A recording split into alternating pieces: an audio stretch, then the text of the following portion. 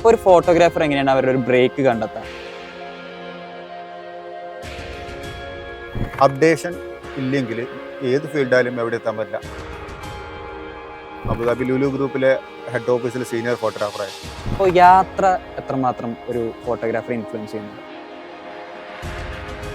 ഇപ്പം മോർണിംഗിലാണെങ്കിൽ നമ്മൾ റൂമിലിരുന്ന് വീട്ടിലിരുന്ന സമയത്ത് ഇറങ്ങുള്ളൂ എന്ന് കഴിഞ്ഞാൽ നമുക്ക് പടങ്ങളൊന്നും കിട്ടും. പക്ഷേ നമ്മൾ സൺറൈസിൻ്റെ മുന്നേ പുറത്തിറങ്ങി നടക്കാൻ തുടങ്ങിയാൽ മേ ബി ഒരുപാട് നല്ല പടങ്ങൾ കിട്ടും. അതുപോലെ ഈ ഫോട്ടോഗ്രാഫേഴ്സിന് വേണ്ടി സ്പോട്ടുകൾ കേരളത്തിൽ കൂടുതൽ നിർമ്മിക്കണം തോന്നുന്നുണ്ട്. ഭയങ്കര കോൺഫിഡൻ്റ് ആയിട്ട് ഏത് ടൈപ്പിലുള്ള സ്റ്റുഡൻസ് വന്നാലും ട്രെയിൻ ചെയ്യാൻ പറ്റിയ രീതിയിലുള്ള ആധുനികമായിട്ടുള്ള എക്യുപ്മെൻറ്റ്സ് കിട്ടും. യാത്ര ചെയ്യുന്നത് ഫോട്ടോഗ്രാഫർ എന്നുള്ള രീതിയിൽ നമ്മളവിടെ ഷൂട്ട് ചെയ്യുമെങ്കിലും എടുക്കാനുള്ള ഒരു ടെൻഡൻസി ഇല്ലാതെ നമ്മൾ പോയി കഴിഞ്ഞാൽ നമുക്ക് എൻജോയ് ചെയ്യാൻ പറ്റുള്ളൂ. അവിടെ ക്യാമറക്ക് ഒരു ചാർജ് തരും, 200, 300, 500. ക്യാമറ ഉള്ളവരെ കണ്ടാൽ തന്നെ അവർക്ക് ദേഷ്യമാണ്. ഇപ്പോൾ ഏതെങ്കിലും നമ്മൾ എവിടെയെങ്കിലും ഒരു പേരിട്ട് ഒരു കടറൂറി വെച്ച് ഒരു സ്റ്റുഡിയോ ഓപ്പൺ ചെയ്ത് കഴിഞ്ഞാൽ പണ്ടൊക്കെ അവിടെ വന്നിട്ട് കല്യാണം ഏൽപ്പിക്കുകയും ഒക്കെ. ഇപ്പം അങ്ങനെ ഒന്നും അവിടെ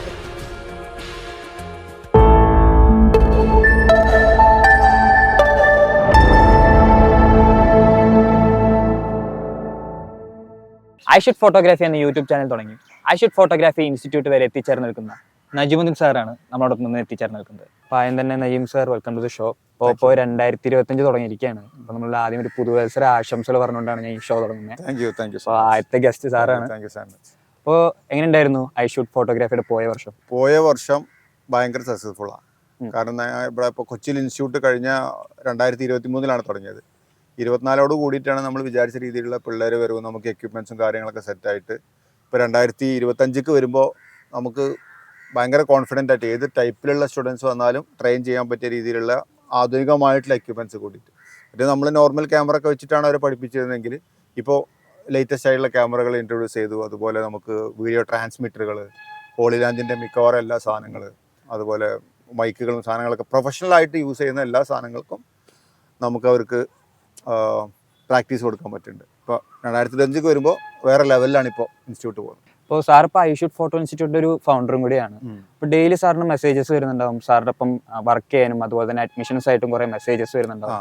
അപ്പോൾ ഈ പുതിയ പിള്ളേരുടെ ഒപ്പം വർക്ക് ചെയ്യുമ്പോൾ ഒരു എക്സ്പീരിയൻസ് എങ്ങനെയാണ്? കാരണം അവർ ഇത്തിരി കൂടി ഗാഡ്ജറ്റ്സ് ആയിട്ട് അപ്ഡേറ്റഡ് ആണ്, നമ്മളെക്കാളും പെട്ടെന്ന് അപ്ഡേറ്റഡ് ആണ്. കാരണം വിരൽത്തുമ്പത്താണ് ഓരോ ഗാഡ്ജറ്റ്സ് ഇറങ്ങുന്നതും, അതിൻ്റെ സെൻസറുടെ കാര്യങ്ങളാണെങ്കിലും അതിൻ്റെ പുതിയ ഫീച്ചേഴ്സിൻ്റെ കാര്യങ്ങളൊക്കെ ആണെങ്കിലും. അപ്പോൾ അവരുടെ ഒപ്പം വർക്ക് ചെയ്യുമ്പോഴോ കൊലാബറേഷൻ അവരിപ്പോൾ വർക്ക് ചെയ്യുമ്പോൾ എക്സ്പീരിയൻസ് എന്ന് പറഞ്ഞാൽ ഭയങ്കര ഡിഫറെൻറ്റാണ്. പുതിയ ഏത് ബാച്ച് വന്നാലും 2-3 പിള്ളേർ കുറച്ചും കൂടെ നല്ല മീൻസ് ആർട്ട് പരമായിട്ടും അതുപോലെ തന്നെ ഡിജിറ്റലായിട്ടൊക്കെ അപ്ഡേറ്റ് ചെയ്ത ഒരുപാട് പേരുണ്ട്.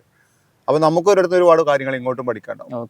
കാരണം അവർ പെട്ടെന്ന് ഇപ്പോഴത്തെ ട്രെൻഡായിട്ടുള്ള റീൽസും സ്റ്റോറീസൊക്കെ ഒരു മാക്സിമം ഒരു അരമണിക്കൂറിൽ നല്ല ക്രിയേറ്റീവ് ആയിട്ടുള്ള സാധനങ്ങൾ നമ്മൾ അവിടെ നടന്ന കാര്യത്തിൻ്റെ ഔട്ട്പുട്ട് ഉണ്ടാക്കും.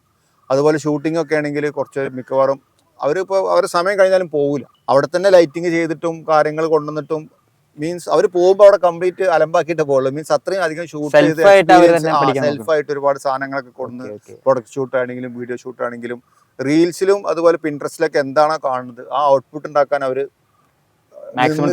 ചെയ്യും. അപ്പം നമുക്ക് അവരെ കൂടെ ഒന്ന് ചെയ്യുമ്പോൾ നമുക്ക് ഒരുപാട് കാര്യങ്ങൾ പഠിക്കാൻ പറ്റും. അവർക്ക് ശരിക്കൊരു ഇത് ആരും പഠിപ്പിക്കുന്ന രീതിയിലല്ല പറയുകയാണെങ്കിൽ ഇപ്പൊ നമ്മുടെ ഫോട്ടോഗ്രാഫി റേഷ്യോ തന്നെ മാറി തുടങ്ങിയല്ലോ. ഇപ്പൊ ഇൻസ്റ്റാഗ്രാം റേഷ്യോയ്ക്കാണ് കൂടുതൽ മാറുന്നത്. അപ്പൊ അതിന്റേതായ കോമ്പോസിഷൻസ് ഒക്കെ മാറുന്നുണ്ട്.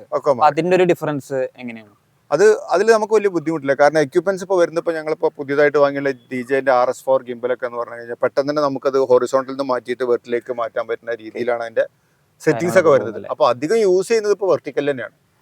യൂട്യൂബിലൊക്കെ വീഡിയോ എടുക്കുമ്പോൾ അങ്ങനെ ഒരു ഹൊറിസോണ്ടൽ മാത്രമാണ് ആവശ്യം വരുന്നത്. ബാക്കിയൊക്കെ കഴിഞ്ഞ് കഴിഞ്ഞാൽ വേഗം പെട്ടെന്ന് ഊരിടാൻ പറ്റുന്ന രീതിയിലാണ് ചെയ്യുന്നത്. അതുപോലെ വേറെ പുതിയ ഗിംബലൊന്നും ഉണ്ടായാലും നമുക്കൊരു ബട്ടൺ അമർത്തി കഴിഞ്ഞാൽ തന്നെ നോർമലി അത് വെർട്ടിക്കലിലേക്ക് പോകും. അങ്ങനെ അതിലേക്ക് മാറാന്ന് പറഞ്ഞതുപോലെ മിക്കവാറും നമ്മൾ ട്രൈപോഡ്സും കാര്യങ്ങളൊക്കെ മാറ്റി പെട്ടെന്ന് തന്നെ മാറ്റിയിടാൻ പറ്റുന്ന രീതിയിലുള്ള സാധനങ്ങൾക്ക് മാറ്റി. കാരണം കൂടുതൽ ആൾക്കാർക്കും വേണ്ടത് വെർട്ടിക്കൽ ഷൂട്ടിംഗ് ആയതുകൊണ്ട് തന്നെ ഈസിയാണത്. പിന്നെ ഞാൻ ശ്രദ്ധിച്ചിട്ടുള്ളതെന്ന് പറഞ്ഞു കഴിഞ്ഞാൽ ഇപ്പോൾ പിള്ളേരായിട്ടാണെങ്കിലും ഒരുപാട് യാത്രകൾ പോകാൻ ആഗ്രഹിക്കുന്ന ഒരു സാറും കൂടിയാണ്. പിന്നെ അതുപോലെ തന്നെ സെൽഫായിട്ടുള്ള യാത്രകളും പോകാറുണ്ട്. അപ്പോൾ യാത്ര എത്രമാത്രം ഒരു ഫോട്ടോഗ്രാഫറെ ഇൻഫ്ലുവൻസ് ചെയ്യുന്നുണ്ട്?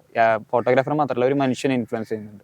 ഫോട്ടോഗ്രാഫിനെ കുറിച്ച് പറയുകയാണെങ്കിൽ നല്ല പടം കിട്ടണമെങ്കിൽ യാത്ര ചെയ്തേ പറ്റുള്ളൂ. ഇപ്പോൾ മോർണിംഗിലാണെങ്കിൽ നമ്മൾ റൂമിലിരുന്ന് വീട്ടിലിരുന്ന സമയത്ത് ഇറങ്ങുള്ളൂ എന്ന് കഴിഞ്ഞാൽ നമുക്ക് പടങ്ങളൊന്നും കിട്ടില്ല. പക്ഷേ നമ്മൾ സൺറൈസിൻ്റെ മുന്നേ പുറത്തിറങ്ങി നടക്കാൻ തുടങ്ങിയാൽ മേ ബി ഒരുപാട് നല്ല പടങ്ങൾ കിട്ടും. ഈവൻ കൊച്ചി ഒരു ഇങ്ങനത്തെ ടൗൺ ആണെങ്കിൽ തന്നെ കുറച്ച് അങ്ങോട്ടും ഇങ്ങോട്ടൊക്കെ മാറിക്കഴിഞ്ഞാൽ കായലുകളും പക്ഷികളൊക്കെ ഉള്ള ഒരുപാട് സ്ഥലങ്ങളുണ്ട്. അപ്പോൾ രാവിലെയൊക്കെ ഇറങ്ങിക്കഴിഞ്ഞപ്പോൾ ഒരു ഈ 8-8:30 ആകുമ്പോഴേക്കും നമുക്ക് അത്യാവശ്യം കുറേ നല്ല പടങ്ങളൊക്കെ കിട്ടിയിട്ട് നല്ല, പിന്നെ മാത്രമല്ല നമ്മളെ വൈബ് മാറുമല്ലോ, നമ്മൾ മെന്റലി നമ്മൾ കുറച്ചും കൂടി ഹൈ ആവും.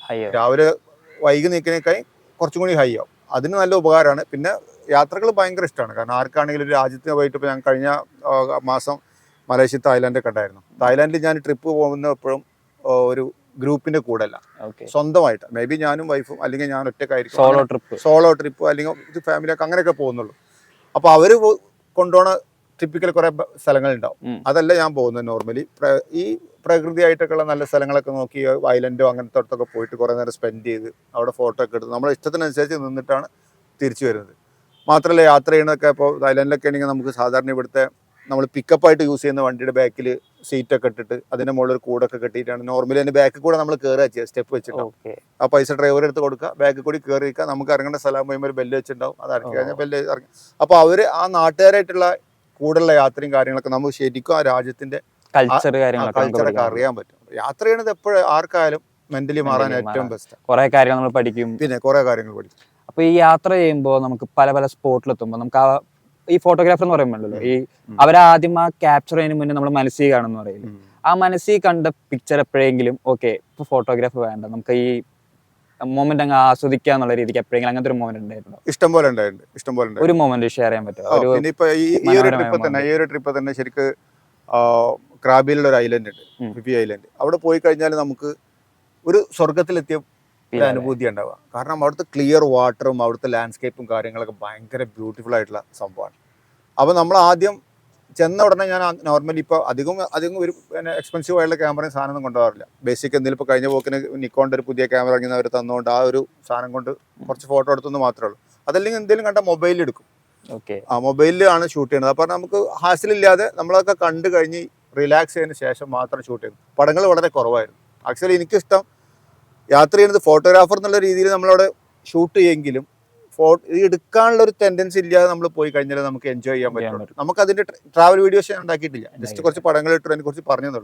ട്രാവൽ വീഡിയോ ഉണ്ടാക്കാനും അവിടെ ഷൂട്ട് ചെയ്യാനും വ്ളോഗിന് നിന്ന് കഴിഞ്ഞാൽ ഒരിക്കലും നമുക്കിത് കാണാൻ പോലും പറ്റില്ല, ആസ്വദിക്കാൻ പറ്റില്ല, നമുക്ക് കാണാൻ പറ്റില്ല. കാരണം നമ്മളിത് ഒക്കെ ഷൂട്ട് ചെയ്തെടുക്കുന്നു, തിരിച്ചു പോയിരുന്നു. പിന്നെ നമ്മളിത് എഡിറ്റ് ചെയ്യുന്ന സമയത്ത് കാണുമ്പോൾ എല്ലാവരും വീഡിയോയിലും കാണുമ്പോൾ നമുക്ക് കാണാനേ പറ്റില്ല. അപ്പോൾ ബെസ്റ്റ് സ്ഥലം കാണാൻ പോവുകയാണെങ്കിൽ ഫോട്ടോഗ്രാഫി സെക്കൻഡ്. അപ്പൊ അത് സോളോ ട്രിപ്പ് ആയിട്ട് പോയി തന്നെ ആസ്വദിച്ച് നമ്മൾ തിരിച്ചു വരണം. പിന്നെ ആ മൊമെന്റ്സ് നമ്മൾ ആലോചിച്ചെടുക്കാന്ന് മാത്രമേ നമുക്ക് ഇപ്പോൾ പറ്റുള്ളൂ അല്ലേ. പിന്നെ ഈ നമ്മൾ കുറെ ഇന്റർനാഷണൽ ട്രിപ്സ് ഒക്കെ പോയിട്ടുണ്ട്, അതുപോലെ തന്നെ ഇന്ത്യയിൽ തന്നെ പല സ്ഥലത്ത് സഞ്ചരിച്ചിട്ടുണ്ട്. അപ്പോൾ ഈ ഇന്റർനാഷണൽ സ്പോട്ടുകളും അതുപോലെ തന്നെ കേരളത്തിലെ ഹിഡൻ സ്പോട്ടുകളുണ്ട്. ഇപ്പോഴത്തെ പിള്ളേരെ അറിയാലോ, ഹിഡൻ സ്പോട്ടുകൾ തപ്പിപ്പോകുന്ന ആൾക്കാരാണ്.